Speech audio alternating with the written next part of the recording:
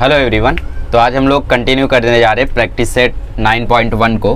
ठीक है, so exercise 9.1 में ऑलरेडी हमने question number 1, question number 2 basically पहला कंसेप्ट हमने कवर कर लिया है, which is derivative by first principle. ठीक है, तो अब डेरिवेटिव बाय फर्स्ट प्रिंसिपल होने के बाद आज हम लोग डिस्कस करेंगे डिफरेंशिएबिलिटी के बारे में।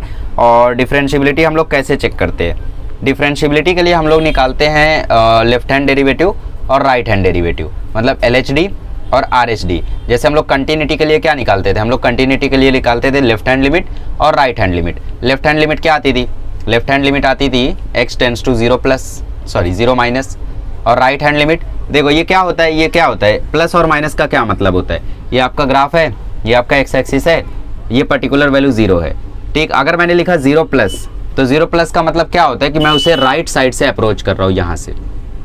और अगर मैंने लिखा 0 माइनस, तो इसका मतलब मैं 0 को अप्रोच कर रहा हूँ, बट कहाँ से अप्रोच कर रहा हूँ, लेफ्ट से अप्रोच कर रहा हूँ। तो इसीलिए 0 माइनस को हम लोग बोलते हैं लेफ्ट हैंड लिमिट और 0 प्लस को हम लोग बोलते हैं राइट हैंड लिमिट। और अगर इसी चीज़ को हम लोग उस फॉर्मूले में डाल दें डेरिवेटिव बाय फर्स्ट प्रिंसिपल के, तो बन जाता है लेफ्ट हैंड डेरिवेटिव और राइट हैंड डेरिवेटिव। ठीक है, तो डिफरेंशिएबिलिटी के लिए दो ही कंडीशन होती है, एक लेफ्ट हैंड डेरिवेटिव, एक राइट हैंड डेरिवेटिव। और ये दोनों अगर इक्वल आ गए तो वो डिफरेंशिएबल है, वो दोनों इक्वल नहीं आए तो वो डिफरेंशिएबल नहीं है। तो फॉर डिफरेंशिएबिलिटी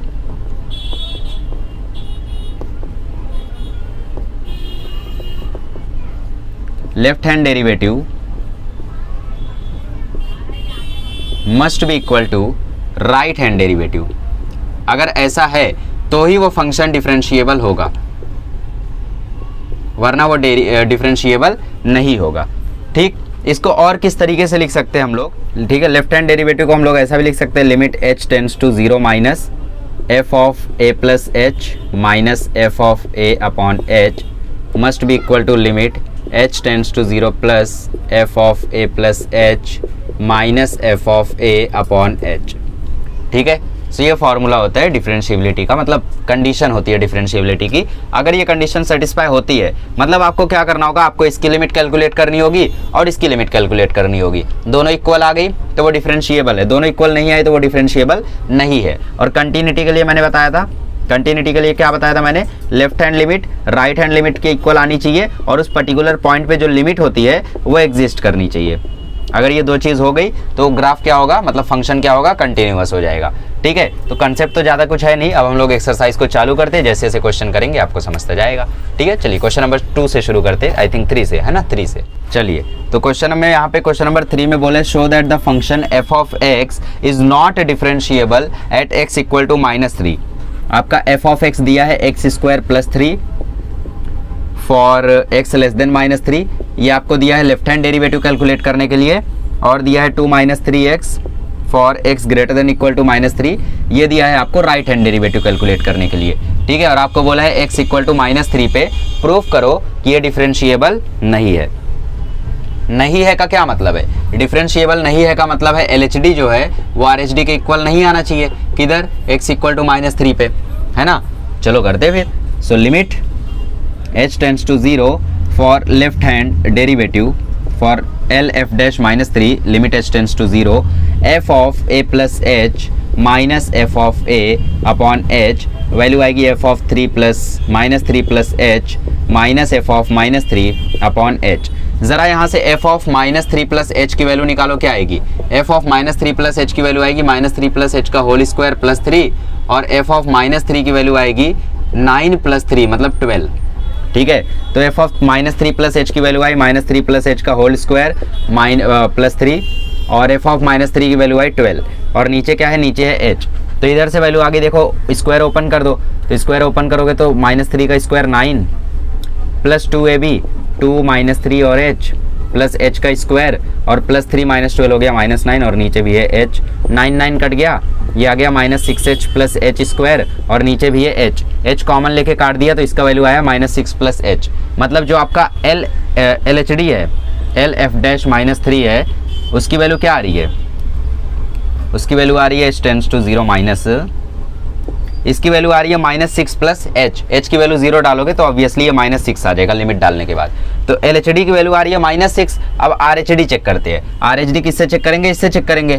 तो RF dash -3 is equals to, इसका जरा f ऑफ -3 निकालो, इसका f ऑफ -3 आएगा 2 -3 -3, तो 2 + 9 क्या आएगा 11, और 2 ऑफ -3 + h क्या आ जाएगा, f ऑफ -3 + h क्या आ जाएगा 2 -3 + h, तो ये आ जाएगा 2 + 9 - 3h मतलब 11 - 3h। ठीक है, अब ये हमने निकाल दिया सेकंड इक्वेशन के लिए। वैसे तो अलग अलग आपको निकालना रहता है, थोड़ा स्टेप बाय स्टेप देख लेना। तो r f डैश -3 की वैल्यू आ जाएगी limit h tends to 0, f of -3 + h की वैल्यू आएगी 11 - 3h, और f ऑफ -3 की वैल्यू है 11, और नीचे क्या है h, 11 कट गया, -3h अपॉन h आया, h कट गया, ये आ गया -3, ये था -6, ये था -3, देयरफॉर जो l f डैश -3 है वो इक्वल नहीं आया r f डैश -3 के, therefore f of x is not differentiable, differentiable नहीं होगा वो। क्यों? क्योंकि LHD RHD के इक्वल आया ही नहीं, किधर x इक्वल टू -3 पे। तो करना क्या रहता है आपको, पहले इक्वेशन की मदद से LHD कैलकुलेट करना रहता है, दूसरे इक्वेशन की या दूसरे कंडीशन की मदद से RHD कैलकुलेट करना रहता है। दोनों इक्वल आया तो डिफरेंशिएबल है, दोनों इक्वल नहीं आया तो डिफरेंशिएबल नहीं है।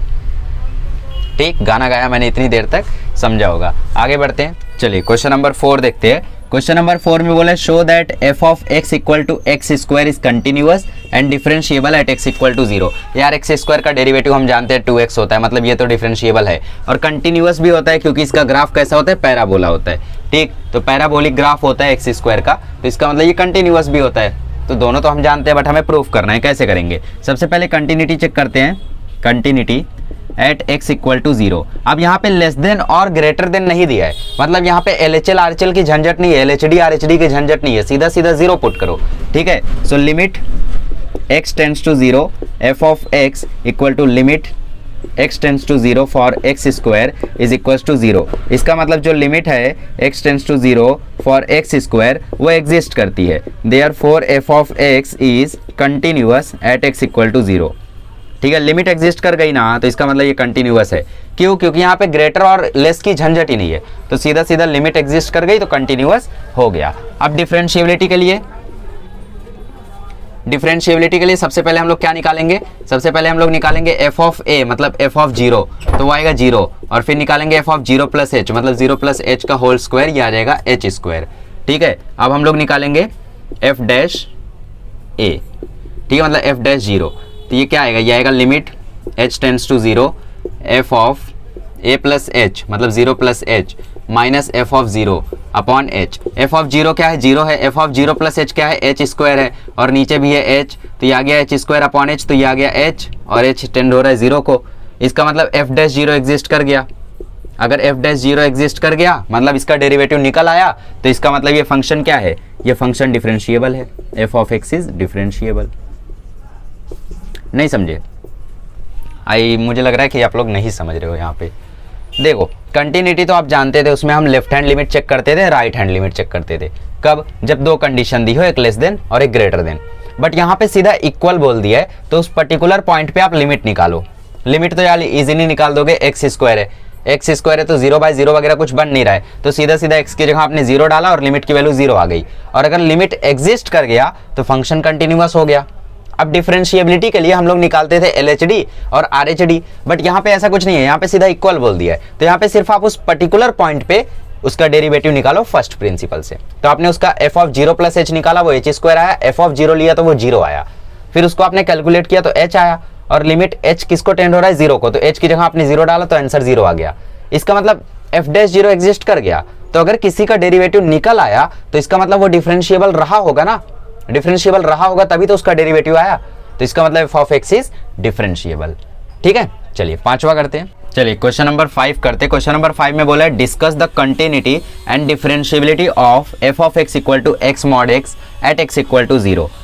अब यहाँ पे देखो इक्वल टू 0 तो दिया है, बट यहाँ पे मॉड दे दिया है हमें, तो मॉड का हमें पता नहीं कि यार वो पॉजिटिव है या नेगेटिव है, तो वो चीज़ तो हमें यहाँ पे पता नहीं है। तो इसीलिए हम लोग यहाँ पे दो कंडीशन बनाएंगे, एक x mod x तब जब x लेस देन 0 होगा। अच्छा मुझे एक बात बताओ, जब x नेगेटिव होगा तो मॉड के अंदर जो x है वो कैसा होगा, नेगेटिव होगा, तो इसका मतलब ये x कैसा आएगा, ये x आएगा नेगेटिव, तो इसका मतलब ये आएगा -x² जब x होगा लेस देन 0।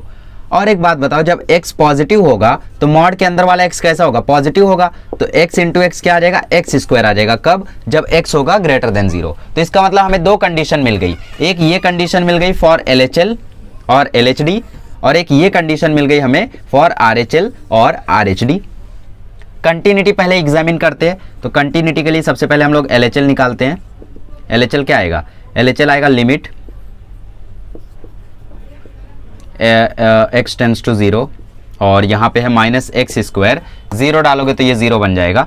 और फिर RHL limit x tends to 0 x², इस पे भी देखो ये 0 बन गया। और जब आप, ठीक है, तो जब आप लोगों ने ग्रेटर देन ये इक्वल टू लगा दो, क्योंकि 0 रहने पर भी ये पॉजिटिव रहेगा ना।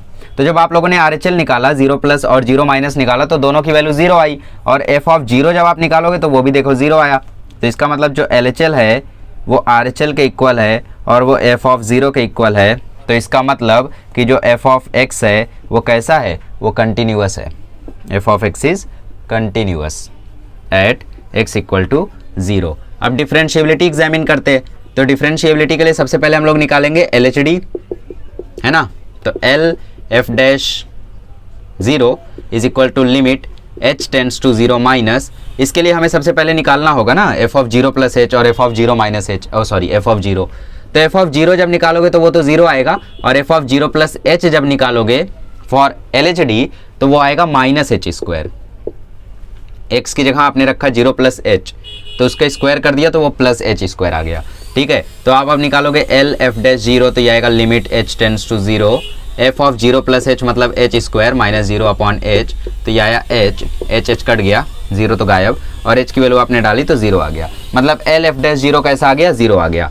और R(f'(0) क्या आएगा? R(f'(0) के लिए आप अगेन वही करोगे, f(0) निकालोगे तो f(0) 0 आएगा, और f(0) प्लस h निकालोगे तो वो h² आएगा। तो ये आएगा limit h tends to 0, h² -0 upon h, तो h² अपॉन h, तो ये आएगा h, तो ये आएगा 0। तो इसका मतलब जो LHD है, L(f'(0) है, वो इक्वल आ गया R(f'(0) के। इसका मतलब f(x) कैसा हो गया? डिफरेंशिएबल भी हो गया। किस पे? x इक्वल टू 0 पे, और उसकी डिफरेंशिएशन की वैल्यू क्या है? 0 है। ठीक है, तो ये होता है, इस तरीके से हम लोग इसको सॉल्व करते हैं। क्वेश्चन नंबर 2 करते हैं अब। चलिए क्वेश्चन नंबर 2 करते हैं। क्वेश्चन नंबर 2 में बोला है f(x) equal to 2x plus 3 into mod of 2x plus 3। ठीक है, f(x) equal to 2x plus 3 into mod of 2x plus 3, और हमें निकालना होगा -3/2 पे। यस, यही निकालना था, बिकॉज देखो वही टर्निंग पॉइंट वो देता है हमेशा, जाने दो, हाई कॉन्सेप्ट है। अच्छा, दो कंडीशन बनाएंगे। एक तब कि जब x छोटा है -3/2 से, जब x -3/2 से छोटा है तो इस पूरे की वैल्यू नेगेटिव होगी, मतलब ये आएगा -2x प्लस 3 का स्क्वायर। और जब x की वैल्यू 3/2 -3/2 से बड़ी है, उसके इक्वल है, तो इसकी वैल्यू प्लस में है 2x प्लस 3 का होल स्क्वायर। तो एक कंडीशन आपको मिल गई LHL के लिए, एक कंडीशन मिल गई आपको RHL के लिए। दोनों कंडीशन का ध्यान रखना। ठीक, सो कंटिन्यूटी एग्जामिन करते हैं। कंटिन्यूटी के लिए सबसे पहले निकालते हैं LHL। तो ये आएगा limit h tends to 0 x tends to 0 -2x plus 3 का होल स्क्वायर। अच्छा, -3/2 पे निकालना है ना। ठीक है, सो x टेंड्स टू -3/2 पे माइनस, तो इसकी वैल्यू देखो यहाँ पे 0 आएगी। -3/2 डालोगे तो 2 कट जाएगा, -3 प्लस 3 0 हो जाएगा, तो 0 ही आना है। और RHL जब आप निकालोगे, जब आप लोग RHL यहाँ पे कैलकुलेट करोगे तो same limit x tends to -3/2 plus minus ये प्लस रहेगा, तो 2x प्लस 3 का होल स्क्वायर। इसमें भी जब आप x की जगह -3/2 डालोगे तो 0 ही आना है, और f(-3/2) अगर निकालोगे तो वो भी 0 ही आना है। तो इसका मतलब जो आपका LHL था वो RHL के इक्वल आया, और वो इक्वल आया f(-3/2) के। इसका मतलब जो f(x) है वो कंटिन्यूअस हो गया एट x इक्वल टू -3/2। ठीक है, कंटिन्यूटी हो गई। अब डिफरेंशिएबिलिटी एग्जामिन करते हैं। तो डिफरेंशिएबिलिटी के लिए मैंने क्या कंडीशन बोली? मैंने बोला LHD इक्वल टू आना चाहिए RHD के। सो L(f'-3/2) आएगा limit h tends to 0 f(-3/2) plus h और f(-3/2). पहले f(a) प्लस h निकालते हैं, मतलब -3/2 प्लस h। तो उसकी वैल्यू क्या आएगी? x की जगह रख दो -3/2 प्लस h, तो 2 इंटू -3/2 प्लस h प्लस 3 का होल स्क्वायर। 2 कट गया? नहीं कटेगा, 2 पहले अंदर जाएगा, तो ये आएगा -3 प्लस 2h, ऐसा आएगा। ठीक है, तो -3 प्लस 2h, और यहाँ पे है प्लस 3 का स्क्वायर, तो -3 प्लस 3 भी कैंसिल हो गया। तो इसका मतलब ये आएगा -2h का होल स्क्वायर, और माइनस एफ ऑफ -3/2 तो 0 आएगा और नीचे रह गया h, तो ये आ गया -4h² अपॉन h से h कैंसिल हो गया और ये 0 आ गया। लिमिट डाल दी मैंने, तो लिमिट डालने के बाद ये 0 आ गया। और आर एफ डैश -3/2 के लिए सबसे पहले हम लोग इसमें निकालेंगे एफ ऑफ -3/2 प्लस h की वैल्यू, तो इसकी वैल्यू आएगी 2 इंटू -3/2 प्लस h प्लस 3। ये देखो 2 जब अंदर जाएगा तो ये 2 कैंसिल हो जाएगा, रह जाएगा -3, और ये 2 जब इससे मल्टीप्लाई होगा, देखो ध्यान से, लिमिट h टेंड्स टू 0, ये 2 जब इससे कैंसिल हुआ तो यहाँ पे बचा -3, ये 2 जब इससे मल्टीप्लाई हुआ तो आया 2h, और ये 3 ऐसा हुआ, माइनस एफ ऑफ 0 क्या आएगा 0, और नीचे क्या है h, -3 प्लस 3 कैंसिल, तो ये बचा 2h अपॉन h, तो h भी कैंसिल, तो इसकी वैल्यू आ गई 2। पाप हो गया, यहाँ पे आ रहा था 0, यहाँ पे आ गया 2। अच्छा सॉरी, स्क्वायर भी है ना तो स्क्वायर भी है, तो यहाँ पे आएगा 2h का स्क्वायर, तो 2h का स्क्वायर अपॉन h मतलब 4h का स्क्वायर अपॉन h, तो h कैंसिल, तो ये आया 4h, और 4h पे जब h की वैल्यू 0 डालोगे तो ये 0 आ जाएगा। तो इसका मतलब एल एफ डैश -3/2 इक्वल है आर एफ डैश -3/2 के। इसका मतलब एफ ऑफ एक्स कैसा है, डिफरेंशिएबल भी है। ये मैंने क्या लिखा है, मैंने लिखा है f of x is differentiable at x equal to -3/2। तो करना कुछ नहीं यार, आर एच डी कैलकुलेट करो, एल एच डी कैलकुलेट करो, एल एच एल कैलकुलेट करो, आर एच एल कैलकुलेट करो, आंसर आ जाएगा। तो क्वेश्चन नंबर 5 कंप्लीट होता है। 6 पे बढ़ते हैं। चलिए अब हमें चेक करना है क्वेश्चन नंबर 6 में ग्रेटेस्ट इंटीजर फंक्शन का डिफरेंशिएबिलिटी और continuity at x equal to 2। तो देखो ऐसा है कि जो ग्रेटेस्ट इंटीजर फंक्शन होता है इसके बारे में आपको पता नहीं है। दो फंक्शन बताता हूँ आपको, एक होता है ग्रेटेस्ट इंटीजर फंक्शन और एक होता है fractional part. Greatest integer function का मतलब क्या होता है, जैसे मैंने लिख दिया यहाँ पे, इस ब्रैकेट का मतलब होता है ग्रेटेस्ट इंटीजर फंक्शन। जैसे मैंने लिख दिया 3.29, तो ये क्या करता है, ये इसमें से इंटीजर को चूज करता है और डेसिमल के बाद वाले नंबर को छोड़ देता है। 3.29 में ये किसको चूज करेगा, ये चूज करेगा 3 को, समझे। और जैसे मैं लिख दूं यहाँ पे 1.29, तो ये किसको चूज करेगा, ये चूज करेगा 1 को। मैं यहाँ पे लिख दूं 5.71, तो ये किसको चूज करेगा, इसका आंसर क्या आएगा 5। और मैं यहाँ पे लिख दूं 6.71, तो इसका आंसर क्या आएगा 6 आएगा। और मैं यहाँ पे लिख दूं -1.71, तो इसका आंसर क्या आएगा -1 नहीं। एक इंटीजर पीछे -1 के पीछे किसको चूज कर लेगा, -2 को। कैसे, देखो 3.29 था तो ये 29 को छोड़ के 3 को चूज किया, ठीक। बट ये -1.71 है, तो -1 के पहले कौन आएगा, -1 से छोटा कौन आएगा, -2, तो उसको चूज किया इसने। ये ग्रेटेस्ट इंटीजर फंक्शन होता है, ठीक। अब फ्रैक्शनल पार्ट क्या होता है, जैसे मैं लिख दूं यहाँ पे 3.29, तो फ्रैक्शनल पार्ट को हमेशा करली ब्रैकेट से रिप्रेजेंट करते, तो इसका फ्रैक्शनल पार्ट आएगा 29.29। ये क्या करता है, ये डेसिमल के बाद वाले नंबर को चूज कर लेता है, डेसिमल के बाद जो नंबर रहे उसे चूज कर लेता है, ठीक है। तो कोई भी जो इंटीजर होता है ना, वो बना रहता है उसके greatest integer plus fractional part से। मतलब जैसे 3.29 की बात करूं तो ये किससे बना है, ये बना है ग्रेटेस्ट इंटीजर से प्लस इसके फ्रैक्शनल पार्ट से। 3 + 0.29 देखो 3.29 आएगा, तो इसका मतलब जो भी वैल्यू रहती है वो किससे बनी रहती है, उसके greatest integer plus fractional part से।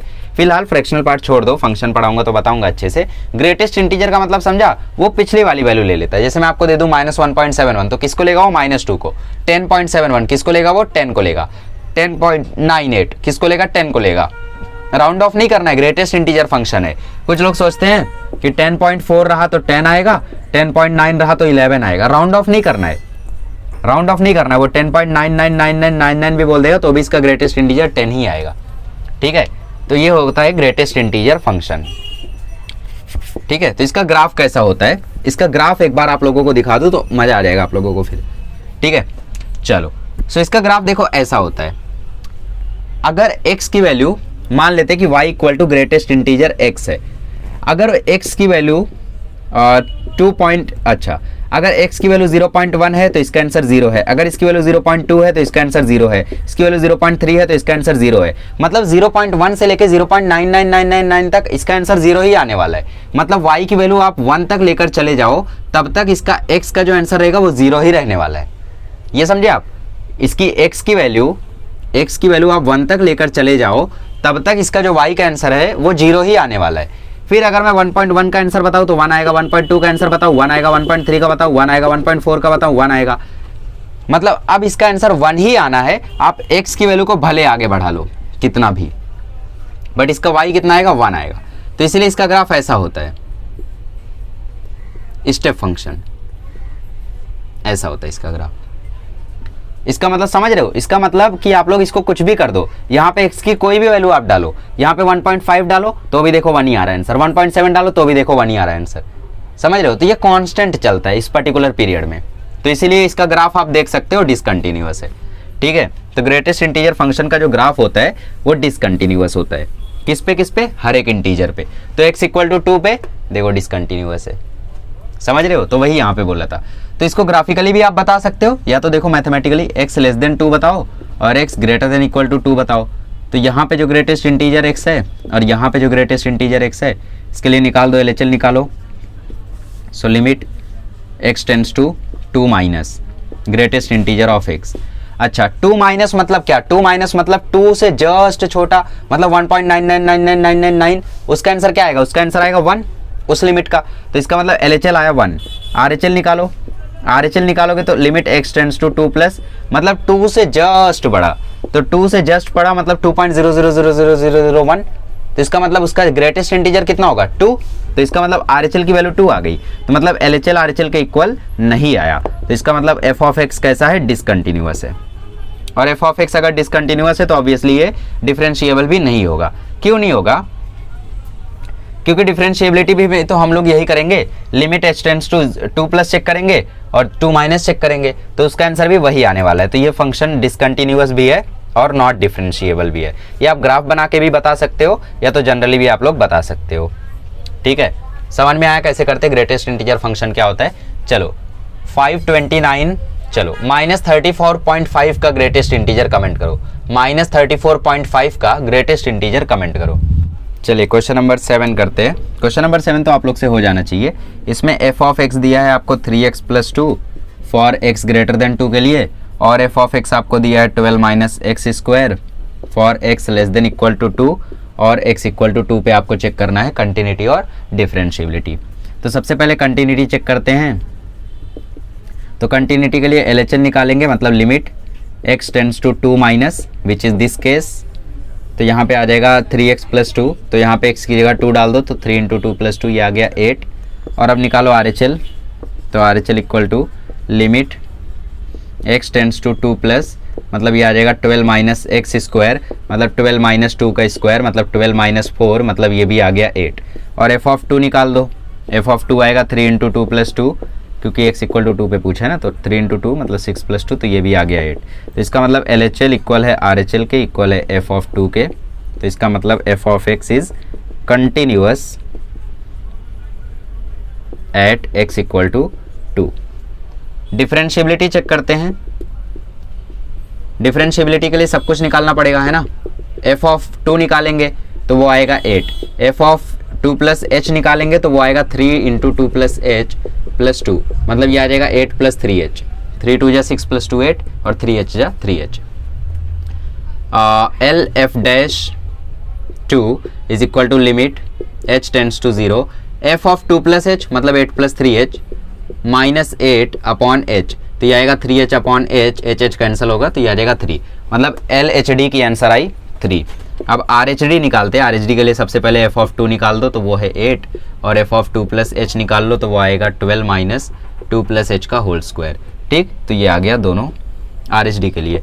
तो RF डैश 2 का आंसर आएगा limit h tends to 0, f of 2 plus h मतलब 12 माइनस 2 प्लस h का होल स्क्वायर माइनस 8 और अपॉन में h, 12 माइनस 8 हो जाएगा 4, तो ये हो गया 4, 2 प्लस h का होल स्क्वायर ओपन करो तो a square plus 2ab plus b square, और नीचे रह गया h, 4 4 भी कट गया, यहाँ से h कॉमन ले लो, h कॉमन लोगे तो अंदर आएगा 4 प्लस h और नीचे भी है h भी कट गया तो ये आ गया 4 प्लस 0 इज इक्वल्स टू 4। नहीं समझे, 12 में से 8 गया, मैंने 4 लिखा, फिर ये माइनस मैंने उतारा, 2 प्लस h का होल स्क्वायर ये ओपन किया और नीचे है h, 4 4 कटा बचा 4h प्लस h स्क्वायर, इसमें से मैंने h कॉमन लिया तो बचा 4 प्लस h और नीचे भी है h कटा तो बचा 4 प्लस h किसको टेंड हो रहा है 0 को, तो ये आया 4 प्लस 0, तो 4 प्लस 0 होता है 4, तो मतलब LHD था 3, RHD आया 4, तो ये तो पाप हो गया। तो LF-2 is not equal to RF-2, therefore f of x is not differentiable, मतलब इसको उस पॉइंट पे हम लोग डिफरेंशिएट नहीं कर सकते, not differentiable at x equal to 2। समझा? आया मजा? चलो आगे बढ़ते हैं 8th क्वेश्चन। चलिए क्वेश्चन नंबर 8 करते हैं। क्वेश्चन नंबर 8 में बोलता है कि f of x equal to sine x minus cos x for x less than equal to pi by 2 और 2x minus pi plus 1 for x greater than pi by 2, और हमें continuity differentiability examine करनी है x equal to pi by 2 पे। ठीक है, कोई बात नहीं। तो इससे हम लोग LHL निकालेंगे, इससे RHL निकालेंगे। तो LHL निकालते हैं, सबसे पहले कंटिन्यूटी एग्जामिन कर रहे हैं। LHL limit x tends to pi by 2 minus sine x minus cos x, value डाल दें सीधा। Sine pi by 2 0, cos pi by 2 1, sorry sine pi by 2 1, cos pi by 2 0, तो इसका आंसर आया 1। RHL निकालते हैं, तो RHL आएगा limit x tends to pi by 2 plus 2x minus pi plus 1, value डाल दें तो 2 into pi by 2 minus pi plus 1, 2 2 cut गया, पाई पाई कट गया, आंसर आया 1। और f ऑफ पाई बाय 2 भी निकाल लो, तो ये आएगा sign pi by 2 minus cos pi by 2, इसका भी आंसर देखो आया 1। तो इसका मतलब LHL equal to RHL equal to f of pi by 2, तो इसका मतलब f of x is continuous at x equal to pi by 2। Now let's examine differentiability. तो डिफरेंशिएबिलिटी कैसे एग्जामिन करेंगे?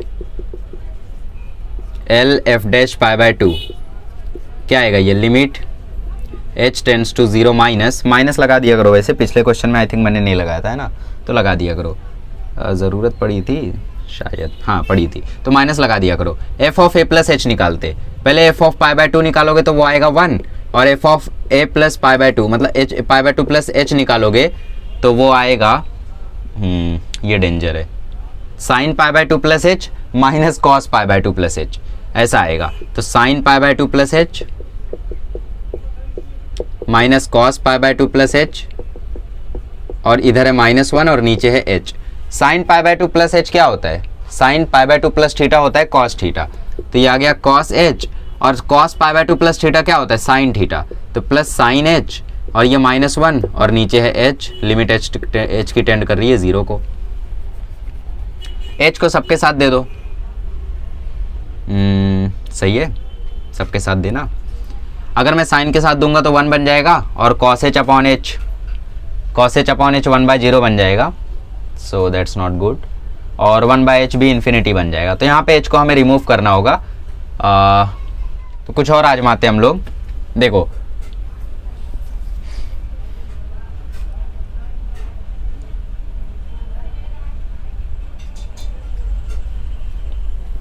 Okay, limit h tends to 0, sine h के साथ h को दे दो और माइनस कॉमन लेके इसको लिख दो 1 minus cos h upon h, समझे? साइन h के साथ h को दे दिया और माइनस यहाँ लिख के 1 minus cos h upon h लिख दिया। इसका लिमिट हम जानते हैं 1 आता है, इसको अगर हम लोग सॉल्व करेंगे ये आ जाएगा 2 साइन स्क्वायर h बाय 2, आप जानते नहीं हो पर इसका आंसर यही होता है, और नीचे क्या है? h है। अब दो साइन यहाँ पे आ गया, ठीक है, तो एक साइन को अलग कर दो, एक साइन को ऐसे ही रहने दो, तो ये आ जाएगा 1 minus limit h tends to 0 2 into sine h by 2 into sine h by 2, और नीचे है h, तो इसको बाय 2 कर दो और इधर भी 1/2 से मल्टीप्लाई कर दो, फिर इधर भी 1/2 से मल्टीप्लाई कर दो। फिर अब इस पर्टिकुलर चीज़ की लिमिट हम लोग जानते हैं 1 होता है, तो 1 माइनस 1 इंटू 2 इंटू 1/2, और साइन 0 कितना होता है? साइन 0 0 होता है, तो ये तो देखो 1 माइनस 0, ये 1 आ गया, ठीक है। तो इसका मतलब L F dash pi by 2 कितना आ गया? 1 आ गया। तो L F dash pi by 2 हम लोगों का 1 आ चुका है। अब R F dash pi by 2 निकालना है, तो ये हो गया। ले लो एसएस वगैरह जो भी कर रहे होगे, सो के बुक तो उठाओगे नहीं। चलो आर एच डी देखते हैं।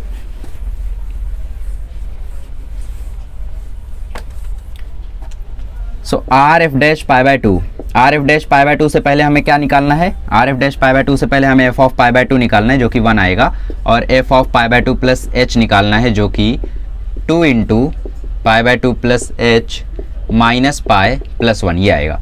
So r F dash pi by 2 equal to limit h tends to 0 plus f of pi by 2 plus h क्या आएगा? देखो 2 2 कट जाएगा, बचेगा पाई, 2 अंदर जाएगा तो बचेगा 2h minus pi plus 1 minus f of a मतलब 1 और नीचे है एच, पाई पाई खत्म, 1 1 खत्म, ये आया 2h upon H, H H भी खत्म, आंसर आ गया 2। तो ये तो था 1, ये आया 2, इसका मतलब L F dash pi by 2 is not equal to R F dash pi by 2, इसका मतलब f of x is not differentiable, not differentiable at x equal to pi by 2। Continuous तो है बट डिफरेंशिएबल नहीं है, ठीक है। तो ये था आप लोगों का एक और क्वेश्चन है, तो ये था आप लोगों का 9.1 का 8th सम। थोड़ा लेंदी था बट कितना इजी था, देखो कुछ भी नहीं था यार, चिंदी था। ये तो मालूम है ना 1 माइनस कॉस एच, मैंने ये कैसे लिख दिया नहीं मालूम है सच में। देखो cos 2 थीटा का एक फॉर्मूला होता है 1 माइनस 2 साइन स्क्वायर थीटा, इस 2 साइन स्क्वायर थीटा को वहां भेजो, इसको वहां भेजो, तो ये आ जाएगा 2 sine square theta equal to 1 minus cos 2 theta. अगर ये एंगल मैं आधा करता हूँ तो ये एंगल भी आधा हो जाएगा, तो 1 माइनस कॉस थीटा का फॉर्मूला आता है 2 साइन स्क्वायर थीटा बाय 2, तो 1 minus cos theta 2 sine square theta by 2, ठीक है। चलो आगे बढ़ते हैं, चलिए क्वेश्चन नंबर 9 देखते हैं। क्वेश्चन नंबर 9 में बोला है f of x equal to x square cos 1 upon x, ठीक है। और आप लोगों को पूछा है is equals to 0 for x equal to 0। तो कंटिन्यूटी और डिफरेंशिएबिलिटी हमें इसकी एग्जामिन करनी है। तो इक्वल बोल दिया तो इसका मतलब सीधा सीधा इसका लिमिट कैलकुलेट करो, वो अगर आ गया तो काम खत्म है, ठीक है। सो LHL RHL का झंझट ही नहीं है ना, इक्वल बोला है तो सीधा सीधा लिमिट कैलकुलेट करो। Limit x tends to 0 x square cos 1 upon x. मुझे बताओ इसका आंसर क्या आएगा। अगर मैं कहूँ 0 तो बिल्कुल सही होगा, क्यों? क्योंकि हम जानते हैं कॉस की मिनिमम वैल्यू होती है -1 और मैक्सिमम वैल्यू होती है +1। तो ये जो cos 1 अपॉन एक्स है इसकी या तो वैल्यू -1, तो या तो इसकी वैल्यू -1 होगी या तो इसकी वैल्यू +1 होगी या तो इसके बीच में होगी, और उसको 0 से मल्टीप्लाई करने पे ऑब्वियसली आपको आंसर 0 ही मिलेगा। तो इसका मतलब लिमिट x टेंड्स टू 0 की आंसर 0 है, और f ऑफ 0 भी उसी तरीके से 0 आ जाएगा। तो limit x tends to 0 for f of x is equals to f of 0। इसका मतलब f ऑफ x कैसा हो गया, कंटिन्यूअस हो गया एट x इक्वल टू 0, ठीक है। अब हमें निकालना है डिफरेंशिएबिलिटी। तो डिफरेंशिएबिलिटी कैसे आएगा? डिफरेंशिएबिलिटी के लिए हम लोग LHD RHD की अब की बार झंझट ही नहीं है, सीधा सीधा हम लोग निकालेंगे limit h tends to 0 f of a plus h मतलब 0 plus h minus f of 0 और अपॉन में h। 0 प्लस h की वैल्यू क्या आएगी देखो, h स्क्वायर हो जाएगा और इधर हो जाएगा cos 1 अपॉन h। x की जगह 0 प्लस h डालो, ये हो जाएगा h, ये हो जाएगा 0 प्लस h का होल स्क्वायर, तो 0 plus h is nothing but h, तो h स्क्वायर। ये f ऑफ 0 तो 0 है और नीचे क्या है h कट गया तो ये आया h cos 1 अपॉन h, और मैंने बता दिया इसकी वैल्यू या तो -1 1 उसके बीच में होगी, तो इसका मतलब ये 0 है तो इस पूरे का आंसर 0 ही आना है। तो इसकी वैल्यू 0 आ गई, इसका मतलब f डैश 0 जो था वो एग्जिस्ट कर गया, और किसी का डेरिवेटिव अगर निकल आया इसका मतलब वो फंक्शन कैसा रहा होगा, डिफरेंशिएबल रहा होगा एट x इक्वल टू 0। तो ऐसे क्वेश्चंस की अब आप लोग अच्छे से प्रैक्टिस कर लो, मिसलेनियस से और बुक से प्रैक्टिस कर सकते हो बढ़िया से। आई होप आप लोगों को पूरा का पूरा समझ में आया होगा। अब आने वाली कहानी बहुत ही चिंदी है, आगे आप लोग देखोगे कि डेरिवेटिव कितना ही ईजी है, ठीक है। कंटिन्यूटी, डिफरेंशिएबिलिटी, लिमिट्स, ये थोड़े हार्ड टॉपिक्स होते हैं, आई अंडरस्टैंड, बट आगे आप लोगों के लिए बहुत ईजी रहने वाला है, ठीक है। चलिए प्रैक्टिस करिए, मिलते हैं अगले लेक्चर में। अगले लेक्चर में सीखेंगे हम लोग एक्सरसाइज 9.2, ठीक है। चलिए थैंक यू सो मच।